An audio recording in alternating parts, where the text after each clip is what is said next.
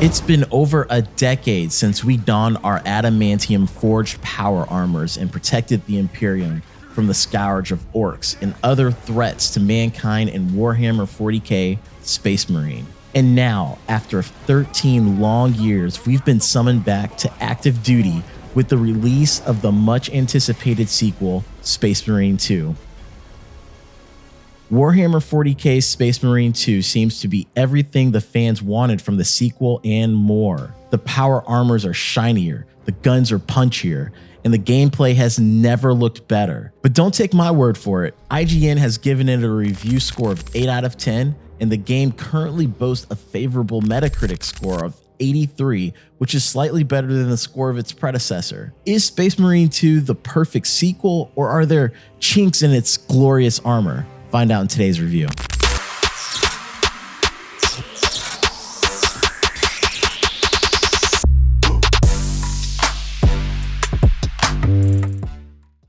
Okay, kicking things off with the development.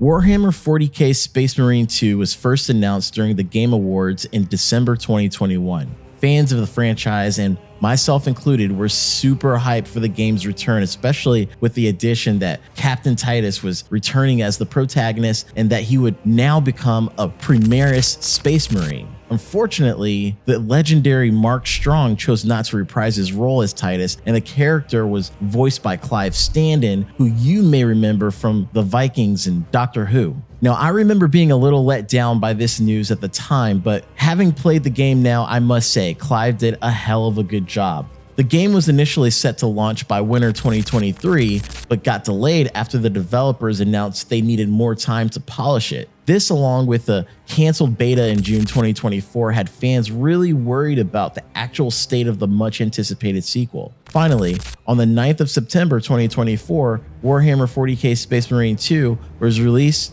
for the PS5, Windows, and Xbox Series X. Now that we've gotten all that mush out of the way, let's talk about the story.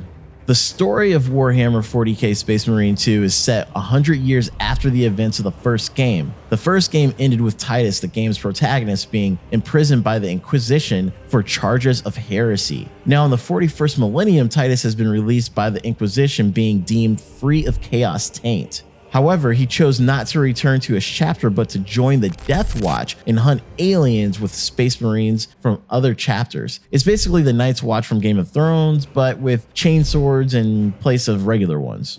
Titus and his brothers are called upon to safeguard a secret project called Project Aurora from a Tyranid splinter fleet. The Tyranid are a swarm of insectoid aliens that bear a striking resemblance to the Terminids in Helldivers, only, in my opinion, a lot more vicious. Now, after being mortally wounded while combating the Tyranids, Titus is taken aboard the battle barge, where he is transformed into a Primaris Marine and assigned back to the Ultramarine Second Company. It's now up to Titus to discover the secrets behind Project Aurora, the threat it poses, and thwart the efforts of the Chaos Marines who aim to use it to destroy the Imperium.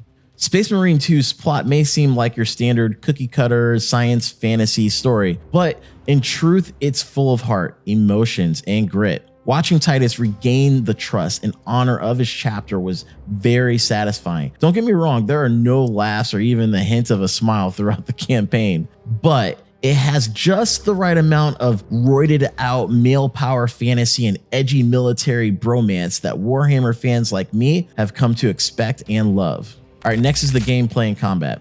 As a third-person action-adventure game, Warhammer 40k Space Marine 2 is chocked full of high-octane combat and a variety of arsenals to choose from. Its gameplay and combat has a look and feel of games like Gears of War and perhaps Helldivers. In fact, if Gears of War and Helldivers 2 had a baby, that baby would definitely be Warhammer 40k Space Marine 2. As Lieutenant of the Second Company, you are accompanied by fellow Space Marines Charon and Gadriel as you complete objectives and mow down wave after wave of Tyranids, as well as the forces of chaos. Playing the missions in co-op mode was also extremely fun. By default, the game allows your squad mates to be controlled by AI, but they can also be controlled by your friends, assuming you have some friends. It's loads of fun mowing down hordes of alien scum with a friend or loved one. It reminded me a lot of Helldivers 2, except without the option of nuking your friends from orbit. Warhammer 40k is all about fighting alien hordes, and to that end, the game gives you a plethora of ranged weapons to play with, like the heavy bolter or the plasma incinerator. Both are quite handy for pushing back hive tyranids in great numbers. Melee is also a big part of the game's combat. The chainsword is great for crowd control and restores your health when successfully executed. Personally though, I preferred using the standard sword. The game also boasts a robust 6v6 PvP mode with various classes to choose from. Tie all that together with an impressive customization system, and what you are left with is a hell of a good time. Now let's talk the visuals and performance. There are a buttload of Warhammer games out there, but I guarantee you none of them looks as breathtaking and spellbinding as Space Marine 2. The lighting, the character designs, the different alien worlds, everything looks absolutely majestic. I was particularly impressed with the way the aliens just pour towards you like an avalanche. It's quite reminiscent of the zombies in World of War Z. Also, the game is not without its fair share of bugs and performance glitches. One of the more notable ones is a server bug that triggers in co-op mode. When it's triggered, your friend gets stuck in a loading screen while trying to join. However, the devs have been pretty responsive, and apparently a patch is on the way, so hopefully that takes care of a good number of them. All right, talking about commercial performance. It's still early days, but Space Marine 2 has already overtaken Black Myth Wukong at the top of the sales chart on Steam. In fact, just a few hours after the servers went live, the game peaked at 134,302 concurrent players, which is pretty impressive. Though we are yet to receive the figures from other platforms, it's safe to say the Warhammer 40k Space Marine 2 is doing well financially. I have a feeling it's just getting warmed up. Now let's talk about the spirit of the game. For all intents and purposes, Warhammer 40k Space Marine 2 is a game for nerds, made by nerds. In today's era of gaming, it's normal for developers to try to pander to a broader audience and add Marvel-style humor or cringy dialogue like we saw with Forspoken.